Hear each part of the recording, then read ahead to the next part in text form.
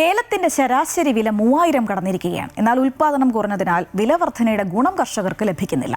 കാലാവസ്ഥാ വ്യതിയാനം മൂലം ഇത്തവണ ഏലക്ക ഉൽപ്പാദനം 30% കുറയുമെന്നാണ് സൂചന. നീണ്ട ഇടവേളയ്ക്ക് ശേഷമാണ് ഏലക്കയുടെ ശരാശരി വില 3000-ന് മുകളിലെത്തുന്നത്.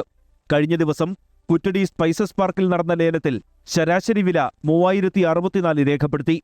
വില ഉയരുമ്പോഴും ഉൽപ്പാദനം ഗണ്യമായി കുറയുന്നതാണ് കർഷകർക്ക് തിരിച്ചടിയാകുന്നത്. എൽനിനോ പ്രതിഭാസവും ഇതേ തുടർന്നുണ്ടായ മഴക്കുറവും ഏലം കൃഷിക്ക് പ്രതിസന്ധി സൃഷ്ടിക്കുന്നു. മുൻവർഷത്തെ അപേക്ഷിച്ച് ഉൽപ്പാദനത്തിൽ 10% കുറവുണ്ടായതായാണ് സ്പൈസസ് ബോർഡിന്റെ കണക്ക്. എന്നാൽ ഉൽപ്പാദനത്തിലെ കുറവ് 30% ഉണ്ടെന്നാണ് വ്യാപാരികൾ പറയുന്നത്.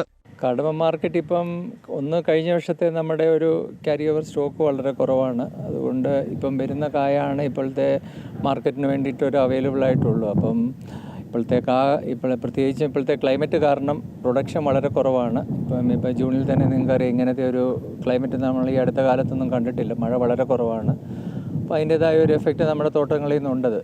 പ്രൊഡക്ഷൻ വളരെ കുറവാണ്. അതുകൊണ്ട് മാർക്കറ്റ് ഇപ്പം നല്ലൊരു ഹൈ ഇതിലാണ് നിൽക്കുന്നത്. പക്ഷേ മെറ്റീരിയൽ അവൈലബിൾ അല്ല. ഒന്നാമത്തെ പ്രൊഡക്ഷൻ വളരെ കുറവാണ്. കർഷകർക്ക് ഇപ്പം അവരുടെ കയ്യിലൊക്കെ സ്റ്റോക്ക് എനിക്ക് വളരെ കുറവാണെന്നാണ് എൻ്റെ ഒരു ഇത് തോന്നുന്നത്. അപ്പോൾ ഇനിയുള്ള പ്രൊഡക്ഷനിൽ വരുന്ന കായ കർഷകർക്ക് അതുകൊണ്ടൊരു കാര്യമായിട്ടുള്ള ഒരു ഗുണം ഇപ്പോഴത്തെ ഒരു പ്രൈസ് വെച്ചിട്ടില്ല. ഇനി മുന്നോട്ട് പ്രൊഡക്ഷൻ വരുന്നതനുസരിച്ചിരിക്കും അവർക്കുള്ള ഒരു ഇത്. ലേലകേന്ദ്രങ്ങളിൽ പതിക്കുന്ന കായുടെ അളവിൽ 25% കുറവുണ്ട്. പൂക്കൾ വിടരുന്നുണ്ടെങ്കിലും അന്തരീക്ഷ താപനില ഉയർന്നു നിൽക്കുന്നതിനാൽ കായ്കൾ കൊഴിഞ്ഞു പോകുന്നു. വിപണിയിലെത്തുന്ന ഏലക്കയുടെ അളവ് കുറഞ്ഞതിനാൽ വരും ദിവസങ്ങളിൽ വീണ്ടും വില ഉയരുമെന്നാണ് പ്രതീക്ഷ. അമൃത ന്യൂസ്, ഇടുക്കി.